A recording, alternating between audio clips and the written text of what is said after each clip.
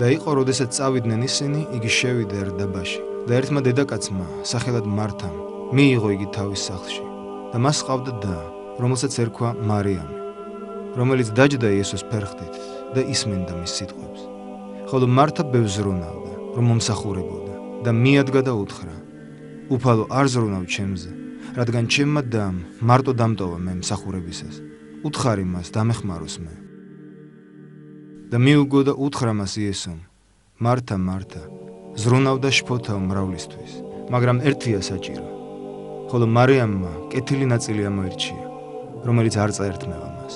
და იყო ვიდრე იგი ამას ამბობდა, ერთმა დედაკაცმა ხალხიდან აიმაღლა ხმა და უთხრა მას: ნეტარია მუცელი, რომელმაც გიტვირთა შენ, და ძუძუნი, რომელთაც წოვდი.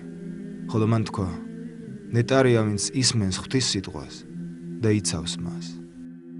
საყვარელნო ძმანო, კაცთაგან არავის შეუძლია ქებისა და საკადრისი დიდების გამოთქმა წმინდა ღვთისმშობლის მიმართ, თუნდაც მრავალი ენითა და პირით მეტყველებდეს.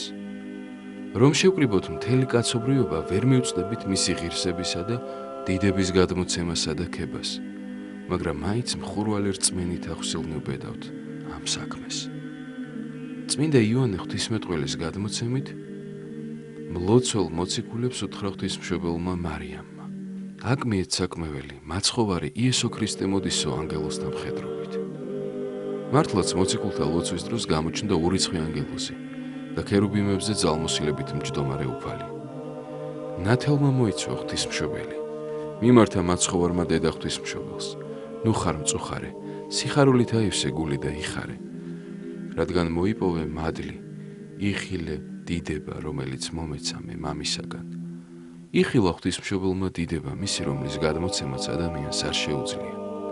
მაცხოვარმა უთხრა: ამიერიდან პატიოსანი ხორცი შენი მიიცვალება 60-ს, ხოლო შენი წმინდა სული ზეცას, მამის საუნჯეში, სადაც ნათელი და მშვიდობა და ანგელოზთა სიხარულია. მიუგო ღვთისმშობელმა მაცხოვარს: შემახე ხელი შენი და მაკურთხე.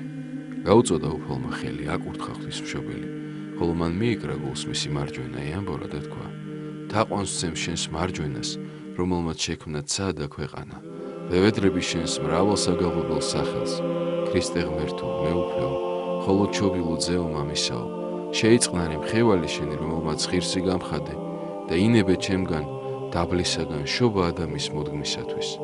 შეუზღუდავი შენი განგებულებით ყოველ ადამიანს, რომელიც ითხოვს შენი მხევლის სახელით, შეეწიე მათ.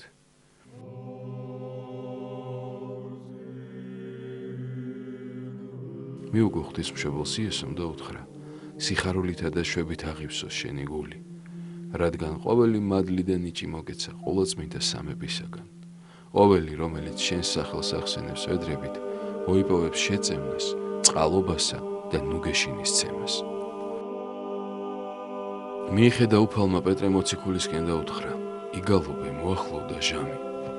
პეტრე მოციქულთან ერთად მთელი ზეციური მხედრობა გალობდა ალილუიას. ამ დროს გაბრწყინდა ღვთისმშობლის სახე, ადგა და აკურთხა ყველა მოციქულის სათითაოდ. ყველა მადიდა უფალი, ხოლო მაცხოვარმა მოუხმო ღვთისმშობელს, გაუწოდა უხრწნელი ხელი და მისი უბიწო წმინდა სული მიისვენა. მისი წმინდა სულის განსვლისას ენით გამოუთქმელი სურნელებით აღივსო ის ადგილი და გაისმა ხმა ზეციდან: ნეტარ ხარ შენ დედათა შორის. საკვირველ მიუწდომელ და გამოუთქმელ საიდუმლოს ხედავ, ამბობს წმინდა იოანე ოქროპირი, რადგან დღეს წმინდა ქალწული ქვეყნისაგან ზეცად მიიცვალა ენით გამოუთქმულ დიდებაში. ანგელოზები გაოცებითა და გაკვირვებით ამბობენ, თუ როგორ მოხდა მიწიერი ადამიანის ასული მათზე უფრო აღმატებული და უმაღლესი ღვთის წინაშე. სიხარულით აღივსოთ ცა და ჩვენ მიწაზე ვღაღადებთ და ვიტყვით: დღეს ღვთის სიტყვის ტაძარი მიიცვალება და ზეციური იერუსალიმში დაემკვიდრება. დღეს ქალწული ქვეყნიდან ზეცად მიიცვალება დღეს კარავი ქვეყნისა ზეცის საყდრად დაემკვიდრება. დღეს ეზო ამ კარავისა, რომელსაც წმიდათა წმიდა ეწოდება, ბრწყინვალე ზეცისა კარვად მიიცვალება. დღეს მაყვალი შეუწველი ზეცისა რძალი შეიქმნა. დღეს უხრწნელი დედოფალი მარიამი ზეცის ქერუბიმია. დღეს ღვთისმშობელი ყველა ანგელოზზე აღმატებულია. დღეს ამ სიხარულს ადამიანთაგან უხილავს, ანგელოზები ხედავენ და დღესასწაულობენ. საყვარელო ძმანო, ანგელოზთა მსგავსად ჩვენც ვადიდოთ და შევღაღადოთ დედოფალს. გიხაროდენ ქალწულო დედა უფლისა ღვთისა და მაცხოვრისა ჩვენისა იესო ქრისტესო. გიხაროდენ ტაძარო უფლისაო, გიხაროდენ საყდარო ქრისტე მაცხოვრისაო, გიხაროდენ წყარო სიწმიდისაო და სამკვიდრებელო ჭეშმარიტებისაო. გიხაროდენ ზალო უსკლო.